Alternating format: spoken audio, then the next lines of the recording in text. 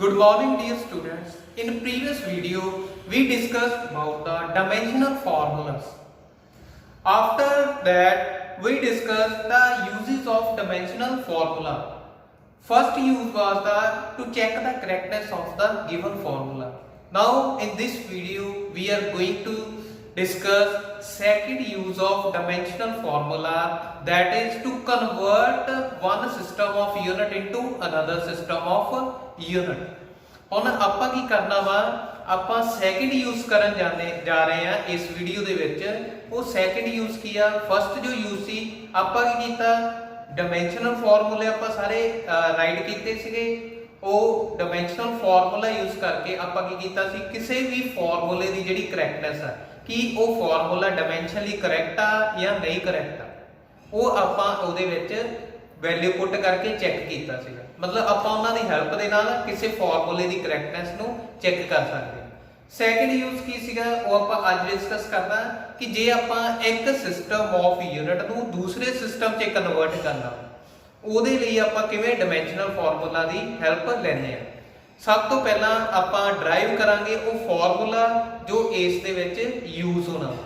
ਹੁਣ ਆਪਾਂ ਨੂੰ ਪਤਾ ਵਾ ਕਿ ਜੇ ਆਪਾਂ ਕਿਸੇ ਫਿਜ਼ੀਕਲ ਕੁਆਂਟੀਟੀ ਦੇ ਯੂਨਿਟ ਚੇਂਜ ਕਰ ਦਈਏ, यूनिट चेंज करने का मतलब आप सपोज कर लो मीटर आ वो सेंटीमीटर च चेंज कर लीए, पर वो जी लेंथ आ वो तो सेम ही रहूगी।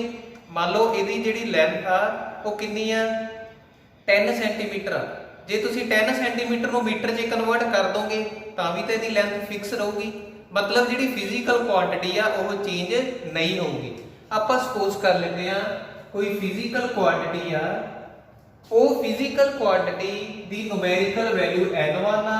ਕਿਹਦੇ ਤੇ ਡਿਪੈਂਡ ਕਰਦੀ ਆ ਫਿਜ਼ੀਕਲ ਕੁਆਂਟੀਟੀ? ਕੋਈ ਵੀ ਹੋ ਸਕਦੀ ਆ। ਹੁਣ ਲੈਂਥ ਨਹੀਂ, ਆਪਾਂ ਤਿੰਨ ਡਿਸਕਸ ਕੀਤੇ ਸੀ ਡਾਈਮੈਂਸ਼ਨਲ ਫਾਰਮੂਲੇ ਦੇ ਵਿੱਚ, ਮੇਨ ਮਾਸ, ਲੈਂਥ ਤੇ ਟਾਈਮ, m l t ਇਹ ਸੀ ਆਪਣੇ ਕੋਲ। ਆਪਾਂ ਇਹਨੂੰ m1 l1 t1 ਜੋ ਆਪਣਾ ਪਹਿਲਾ ਸਿਸਟਮ ਸੀਗਾ। ਉਸ ਤੋਂ ਬਾਅਦ ਕੀ ਕਰਨਾ, ਆਪਾਂ ਇਹਦੀ ਪਾਵਰ ਹੁਣ ਕੁਝ ਵੀ ਹੋ ਸਕਦੀ ਆ, ਪਾਵਰ ਤਾਂ ਸੇਮ ਹੀ ਰਹੂਗੀ। ਆਪਾਂ ਪਾਵਰ ਸਪੋਜ਼ ਕਰ ਲਈ a b c, ਠੀਕ ਆ। ਪਾਵਰ ਮਤਲਬ ਆਪਾਂ ਨੰਬਰ ਜਦੋਂ ਫਾਰਮੂਲੇ ਲਿਖੇ ਸੀ ਪਲੱਸ c ਵੀ ਆਈ ਸੀ ਮਾਈਨਸ c ਵੀ ਆਈ ਸੀ। ਸੈਕਿੰਡ ਆਪਾਂ ਸਪੋਜ਼ ਕਰੋ ਉਹਨੂੰ ਕਨਵਰਟ ਕਰਤਾ ਕਿਸੇ ਹੋਰ ਸਿਸਟਮ ਦੇ ਵਿੱਚ, ਜਿਵੇਂ ਆਪਾਂ 10 ਮੀਟਰ ਸੀਗਾ ਜਾਂ 100, ਮੰਨ ਲਓ 1 ਮੀਟਰ ਆ, 1 ਮੀਟਰ ਨੂੰ ਸੈਂਟੀਮੀਟਰ 'ਚ ਕਨਵਰਟ ਕਰੋਗੇ ਕੀ ਆ ਜਾਊਗਾ 100 सेंटीमीटर, मतलब n की वैल्यू न्यूमेरिकल वैल्यू भी चेंज होगी, n2 ते आ सिस्टम भी चेंज हो जाऊगा। इहनू आपां m2 l2 ते t2 कन्वर्ट करते हैं, मतलब आ सिस्टम जिहड़े आ चेंज हो गए, पावर सेम ही रहूगी, पावर नहीं बदलूगी।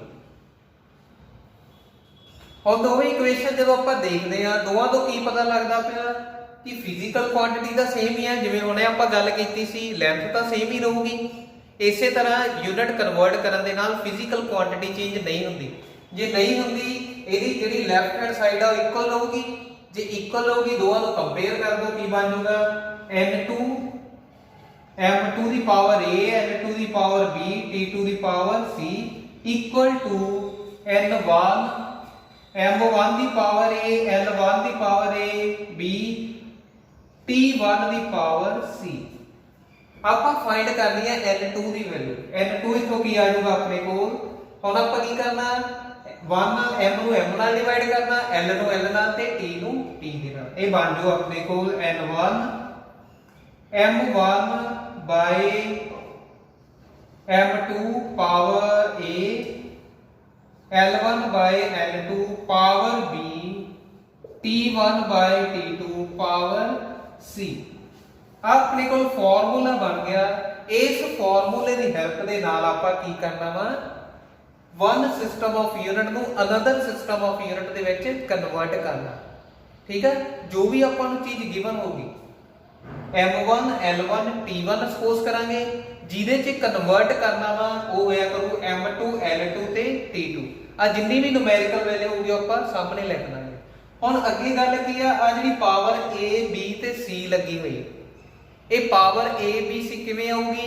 ਜੋ ਵੀ ਆਪਾਂ ਨੂੰ ਫਿਜ਼ੀਕਲ ਕੁਆਂਟੀਟੀ ਦਿੱਤੀ ਹੋਊਗੀ, मतलब ਜਿਹਨੂੰ ਆਪਾਂ ਕਨਵਰਟ ਕਰਨਾ ਵਾ, उस फिजिकल के डायमेंशनल फॉर्मूले आपां नूं फिजिकल क्वांटिटी का डायमेंशनल फॉर्मूला पता होना चाहिए। जो भी उसका डायमेंशनल फॉर्मूला होगा वो आप राइट कर लांगे। जो उस डायमेंशनल फॉर्मूले दी पावर्स होणगियां वही ए बी सी की वैल्यू होगी। तो हुण आपां इहदे नाल दा न्यूमेरिकल करांगे, तुहानूं अंडरस्टैंडिंग हो जूगी कि किस तरह इस फॉर्मूले नूं आपां यूज करना। सब तो पहला आपां नूं दो मेन यूनिट पता होने चाहिए जिन्होंने आपां ज़्यादातर कन्वर्ट करते हैं। मतलब जी एनर्जी आ या वर्क आ वो आपां नूं SI ते CGS यूनिट दोवें पता होने चाहिए, चाहे वर्क आ या एनर्जी आ। ਇਹਦੇ ਜਿਹੜੇ SI यूनिट ਹੁੰਦੇ ਆ, SI यूनिट ਹੁੰਦੇ ਆ ਜਾਊਲ, CGS यूनिट ਆ ਉਹ ਹੁੰਦੇ ਆ ਅਰਗ। क्योंकि इन्हों आप कन्वर्ट करना, मतलब जे आपको यूनिट पता होंगे आपको ताजी फिजिकल क्वांटिटी का पता लगू कि किहदे यूनिट है। एक फोर्स हो गया, जिवें फोर्स के SI यूनिट न्यूटन ते CGS यूनिट डाइन होंगे। मतलब ये जिहड़े यूनिट आपको पता होने चाहिए, इन्हों आप 1 यूनिट टू अनदर, मतलब SI तो CGS से कन्वर्ट करना, जाउल तो अर्ग दे विच ते न्यूटन टू डाइन च, उल्ट भी हो सकता, erg to joule, dyne to newton. आप दोवां दी एक एक टाइप करांगे ते आ फॉर्मूला यूज करना कि किद्दां ये फॉर्मूला आप यूज करते हैं। सब तो पहला हम सपोज कर लो कन्वर्ट 10 जाउल इनटू अर्ग। जाउल नूं आपां अर्ग दे विच कन्वर्ट करना। जाउल की आ SI यूनिट आ, अर्ग की आ CGS यूनिट आ। हुण आपां की करना वा, आ वैल्यूज लिखणियां। जाउल SI यूनिट आ, जो वैल्यू आपां नूं जिहनूं कन्वर्ट करना, इहनूं करना ना कन्वर्ट, वो वैल्यू होगी M1 L1 ते T1 की वैल्यू होगी जिहनूं कन्वर्ट करना। ते जिहदे च कन्वर्ट करना वो सारियां 2 वालियां वैल्यूज होणगीਆਂ। पहला देखो कितना लिखना आपां, जिहड़ी गिवन आपां नूं N1 M1 L1 T1 आ यूनिट होने में तुहानूं लिखाई सी किहड़े यूनिट आ, SI यूनिट आ। इहनूं आपां कन्वर्ट कर दांगे। N1 की वैल्यू कितनी है 10, M1 की वैल्यू कितनी है किलोग्राम, लेंथ दे SI यूनिट की होंदे आ मीटर, इहदे सेकंड। ते हुण जिहदे च कन्वर्ट करना, किहदे च करना आपां CGS है, N2 फाइंड करना आपां, M2 L2 T2।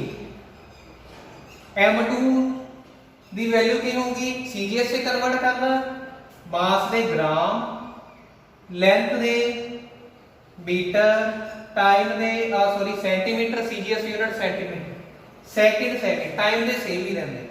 हुण आपां फार्मूला यूज करन लगे हां, सारियां वैल्यूज पता लग गईयां। जो गिवन आपां नूं ओह M1 L1 T1 की वैल्यू होगी, जिहदे च कन्वर्ट करना सारियां 2 दी। ये ध्यान रखना कि जिन्हों कन्वर्ट करना वो SI है कि CGS है। हुण SI सीगा, इस करके आपां सारे दे सारे SI यूनिट लिखते। ਇਹਦੇ ਚ ਵੈਲਿਊ ਪੁੱਟ ਕਰ ਦਿਓ। ਹੁਣ ABC ਇਹ ਕਿਹਦੇ ਯੂਨਿਟ ਸੀਗੇ ਆਪਣੇ ਕੋਲ, ਇਹ ਯੂਨਿਟ ਸੀਗੇ ਵਰਕ ਜਾਂ એનર્ਜੀ ਦੇ। ਆਪਾਂ ਨੂੰ ਪਤਾ ਵਰਕ ਤੇ એનર્ਜੀ ਦਾ ਡਾਈਮੈਂਸ਼ਨਲ ਫਾਰਮੂਲਾ ਸੇਮ ਹੁੰਦਾ, ਕੀ ਬਣ ਜਾਊਗਾ M L2 T - 2। ਆ ਫਾਰਮੂਲਾ ਕਿਹਦਾ ਹੁੰਦਾ ਵਾ, એનર્ਜੀ ਜਾਂ ਵਰਕ ਦਾ। ਹੁਣ ਇਹ m ਦੀ ਪਾਵਰ a, ਇੱਥੇ ਕਿੰਨੀ m ਦੀ ਪਾਵਰ, ਜੇ ਕੁਛ ਨਹੀਂ ਹੁੰਦਾ ਉਹਦਾ ਮਤਲਬ ਕਿੰਨਾ ਹੁੰਦਾ 1। l ਦੀ ਪਾਵਰ b ਕਿੰਨਾ ਆ ਜਾਊਗਾ 2, t ਦੀ ਪਾਵਰ c ਕਿੰਨਾ ਆ ਜਾਊਗਾ -2। ਇਹਦੇ ਚ ਪੁੱਟ ਕਰ ਦੋ ਵੈਲਿਊਜ਼। n2 ਫਾਈਂਡ ਕਰਨਾ ਆਪਾਂ, m1 ਦੀ ਵੈਲਿਊ n1 ਦੀ 10, m1 ਕਿੰਨਾ ਕਿਲੋਗ੍ਰਾਮ, m2 ਗ੍ਰਾਮ, ਪਾਵਰ ਕਿੰਨੀ ਆ ਗਈ 1, l1 ਕਿੰਨਾ m, l2 ਕਿੰਨਾ ਸੈਂਟੀਮੀਟਰ, ਪਾਵਰ ਕਿੰਨੀ ਆ ਗਈ 20, ਇੱਥੇ ਕਿੰਨੀ ਆ ਪਾਵਰ 2 ਆ। ਲਾਸਟ ਦੇ ਵਿੱਚ ਟਾਈਮ ਇਹਦਾ ਵੀ ਸੈਕਿੰਡ, ਇਹਦਾ ਵੀ t1 ਦੀ ਵੀ ਸੈਕਿੰਡ, t2 ਦੀ ਵੀ ਸੈਕਿੰਡ, ਪਾਵਰ ਕਿੰਨੀ ਆ c, ਇੱਥੇ ਪਾਵਰ ਕਿੰਨੀ ਆ -2, ਇੱਥੇ ਪਾਵਰ ਆ ਜੂ -2। ਹੁਣ ਧਿਆਨ ਨਾਲ ਦੇਖਣਾ ਕਿ ਆਪਾਂ ਕਨਵਰਟ ਕਿਹਦੇ ਚ ਕਰਨਾ, ਆਪਾਂ ਕਨਵਰਟ ਕਰਨਾ ਵਾ ਕਿਹਦੇ ਚ, ਐਸਆਈ ਨੂੰ ਸੀਜੀਐਸ ਦੇ ਵਿੱਚ। ਜਿੰਨੇ ਵੀ ਤੁਹਾਨੂੰ ਇਹਦੇ ਚ ਐਸਆਈ ਯੂਨਿਟ ਦਿਖਦੇ ਆ ਉਹਨੂੰ ਸਾਰਿਆਂ ਨੂੰ ਕਨਵਰਟ ਕਰਨਾ ਵਾ ਸੀਜੀਐਸ ਦੇ ਵਿੱਚ। ਕਨਵਰਟ ਕਰ ਦੋ 10 ਕਿਲੋਗ੍ਰਾਮ ਨੂੰ ਗ੍ਰਾਮ ਚ ਕਨਵਰਟ ਕਰੋਗੇ 1000 ਗ੍ਰਾਮ ਹੁੰਦੇ ਆ, ਮਤਲਬ ਇਹਨੂੰ ਆਪਾਂ ਲਿਖ ਸਕਦੇ ਹਾਂ 10 ਦੀ ਪਾਵਰ 3 ਪਾਵਰ 1। ਮੀਟਰ ਚ ਸੈਂਟੀਮੀਟਰ 100, ਉਹਨੂੰ ਆਪਾਂ ਲਿਖ ਸਕਦੇ ਹਾਂ 10 ਦੀ power 2 centimetre power 2। Second 1 second ਨੂੰ 1 ਸੈਕਿੰਡ ਨਾਲ ਡਿਵਾਈਡ ਕਰੋਗੇ 1 ਸੈਕਿੰਡ ਹੀ ਰਹਿ ਜਾਣਾ, ਉਹਦੀ ਪਾਵਰ ਧਿਆਨ ਨਾਲ ਲਿਖਣੀ ਆ ਕਿੰਨੀ ਆ -2। ਹੁਣ ਆਪਾਂ ਇਹਨੂੰ ਸੋਲਵ ਕਰ ਲਾਂਗੇ ਸਿੰਪਲੀਫਾਈ 10 ਦੀ ਪਾਵਰ 3 ਆ ਧਿਆਨ ਰੱਖਣਾ ਪਾਵਰ ਦੋਵਾਂ ਨਾਲ ਮਲਟੀਪਲਾਈ ਹੋ, ਇਹਦੇ ਨਾਲ ਵੀ ਤੇ ਯੂਨਿਟ ਦੇ ਨਾਲ ਵੀ, into 10 is to power 3 gram into 2 into 2 10 the power ਹੋਗੀ 4, ਪਾਵਰ ਨਾਲ ਪਾਵਰ ਮਲਟੀਪਲਾਈ ਤੇ ਨਾਲ ਸੈਂਟੀਮੀਟਰ ਨਾਲ ਵੀ ਹੋਗੀ, ਸੈਂਟੀਮੀਟਰ ਦਾ ਸਕੁਅਰ ਬਣ ਜਾਊਗਾ। ਸੈਕਿੰਡ ਦੀ ਪਾਵਰ -2 10 ਦੀ ਪਾਵਰ 1 3 4 ਬੇਸ ਸੇਮ ਆ, ਪਾਵਰ ਕੀ ਹੋ ਜਾਂਦੀ ਆ ਐਡ, ਕਿੰਨਾ ਬਣ ਜਾਊਗਾ ਇਹ 10 ਦੀ power 8 gram centimetre square, second ਦੀ ਪਾਵਰ -2। ਇਹਨੂੰ ਸਾਰੇ ਨੂੰ ਆਪਾਂ ਅਰਗ ਕਹਿੰਦੇ ਆ, ਮਤਲਬ n2 ਦੀ ਵੈਲਿਊ ਆਪਣੇ ਕੋਲ 10 ਦੀ ਪਾਵਰ 8 ਅਰਗ ਦੇ ਵਿੱਚ ਆ ਗਈ। ਇਹ ਤਾਂ ਸੀਗਾ ਕਨਵਰਟ ਕੀਤਾ ਆਪਾਂ ਕਿਹਨੂੰ, ਜਾਊਲ ਨੂੰ ਅਰਗ ਦੇ ਵਿੱਚ, ਮਤਲਬ SI ਨੂੰ CGS। ਇੱਕ ਹੁਣ ਮੈਂ ਇਹਦੀ ਰਿਵਰਸ ਵਾਲੀ ਐਗਜ਼ਾਮਪਲ ਲੈਣ ਲੱਗਾ, ਜੇ ਆਪਾਂ CGS ਨੂੰ SI ਚ ਕਨਵਰਟ ਕਰਨਾ ਹੋਵੇ ਫਿਰ ਕੀ ਕਰਨਾ। ਮੈਂ ਫੋਰਸ ਵਾਲੀ ਐਗਜ਼ਾਮਪਲ ਲੈਣ ਲੱਗਾ ਵਾਂ ਨਾ, ਸਪੋਜ਼ ਕਰ ਲਓ 10 ਡਾਈਨ ਕਨਵਰਟ ਕਰਨਾ ਵਾ ਨਿਊਟਨ ਚ,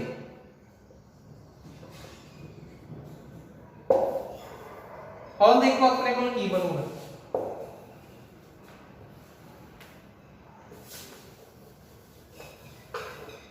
ਹੁਣ ਕੀ ਹੈ ਦੇਖੋ ਆਪਣੇ ਕੋਲ ਜੋ ਯੂਨਿਟ ਗਿਵਨ ਆ ਜਿਹਨੂੰ ਕਨਵਰਟ ਕਰਨਾ ਉਹ ਕਿਹਦੇ ਚ ਆ, ਡਾਈਨ ਚ ਆ। ਡਾਈਨ ਕੀ ਸੀਗਾ CGS ਯੂਨਿਟ, ਮਤਲਬ ਹੁਣ ਆਪਾਂ CGS ਨੂੰ ਕਨਵਰਟ ਕਰਨਾ ਕਿਹਦੇ ਚ, SI ਯੂਨਿਟ ਚ ਚੇਂਜ ਕਰਨਾ।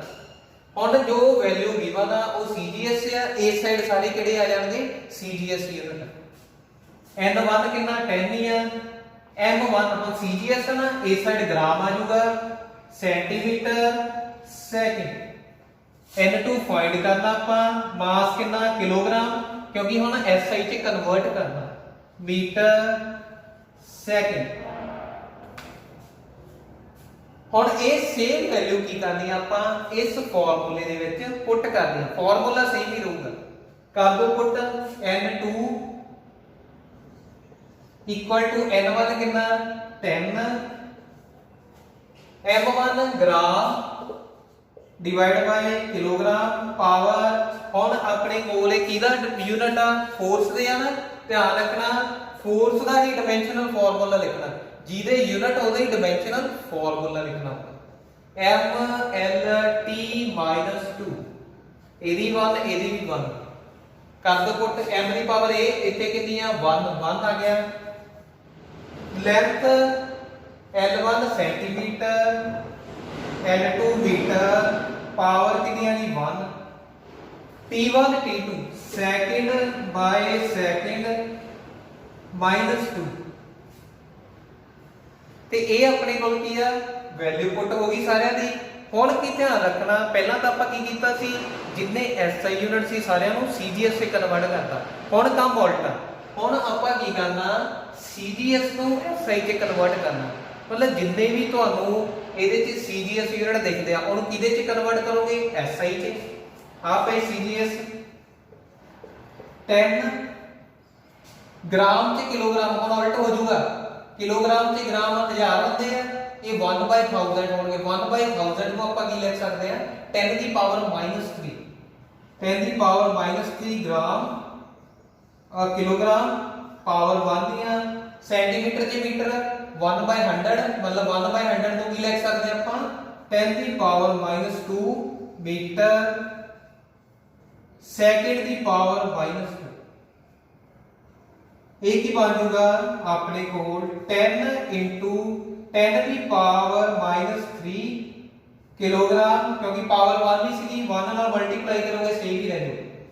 10 ਦੀ ਪਾਵਰ -2 ਹੀ ਰਹਿ ਜਾਣੀ ਆ मीटर की पावर 1 सेकंड की पावर -2 सॉल्व कर लो इनू आ पावर 1 आ -3 या -2 माइनस दे 5 ते प्लस दे 1 कितने रह गए ਜਦੋਂ ਪਾਵਰ ਤੁਸੀਂ ਸਾਰੀਆਂ ਐਡ ਕਰੋਗੇ 10 ਦੀ ਪਾਵਰ -4 ਬਚੂਗੀ ਆ ਜਿਹੜਾ ਕਿਲੋਗ੍ਰਾਮ ਮੀਟਰ ਸੈਕਿੰਡ ਦੀ ਪਾਵਰ -2 ਆ ਇਹ ਹੁੰਦਾ ਵਾ ਨਿਊਟਨ ਇਹ ਵੈਲਿਊ ਆ ਜੂਗੀ ਆਪਣੇ ਕੋਲ n2 ਦੀ ਇਹ ਸੀਗਾ ਆਪਣੇ ਕੋਲ ਮੈਥਡ ਜਿਹਦੀ ਹੈਲਪ ਦੇ ਨਾਲ ਆਪਾਂ ਕਿਸੇ ਵੀ ਸਿਸਟਮ ਨੂੰ ਦੂਸਰੇ ਸਿਸਟਮ 'ਚ ਕਨਵਰਟ ਕਰ ਸਕਦੇ ਸਿਰਫ ਧਿਆਨ ਕੀ ਰੱਖਣਾ ਵਾ ਕਿ SI ਨੂੰ CGS 'ਚ ਕਨਵਰਟ ਕਰਨਾ ਹੈ CGS ਨੂੰ SI ਦੇ ਵਿੱਚ ਕਰਨਾ ਉਹ ਸਾਰੀਆਂ 1 ਦੀਆਂ ਵੈਲਿਊਜ਼ ਹੋਣਗੀਆਂ ਇਹ ਕੇਸ ਸਟੈਪ ਦੇ ਉੱਤੇ ਧਿਆਨ ਰੱਖਣਾ ਕਿ ਕਿਹਨੂੰ ਕਿਹਦੇ 'ਚ ਕਨਵਰਟ ਕਰਨਾ ਜੇ ਤਾਂ SI ਨੂੰ ਕਨਵਰਟ ਕਰਨਾ ਵਾ ਫਿਰ ਕਿਲੋਗ੍ਰਾਮ ਵਾਲੇ ਜਿਹੜੇ ਜਾਂ ਜੋ ਵੀ ਆਪਣੇ ਮੀਟਰ ਵਾਲੇ ਉਹਨੂੰ ਗ੍ਰਾਮ 'ਚ ਕਰ ਦਿਓ ਜੇ CGS ਨੂੰ SI 'ਚ ਕਰਨਾ ਫਿਰ ਗ੍ਰਾਮ ਸੈਂਟੀਮੀਟਰ ਵਾਲੇ ਨੂੰ ਆਪਾਂ SI 'ਚ ਕਰਨਾ ਸੋ ਇਹ ਸੀ ਅੱਜ ਦਾ ਟੌਪਿਕ ਸੈਕੰਡ ਮੈਥਡ ਜਿਹਦੇ 'ਚ ਆਪਾਂ ਡਿਸਕਸ ਕੀਤਾ ਫਾਰਮੂਲਾ ਡਰਾਈਵ ਕਰਕੇ ਕਿਵੇਂ ਆਪਾਂ ਇੱਕ ਸਿਸਟਮ ਨੂੰ ਦੂਸਰੇ ਸਿਸਟਮ 'ਚ ਕਨਵਰਟ ਕਰ ਸਕਦੇ ਥੈਂਕਸ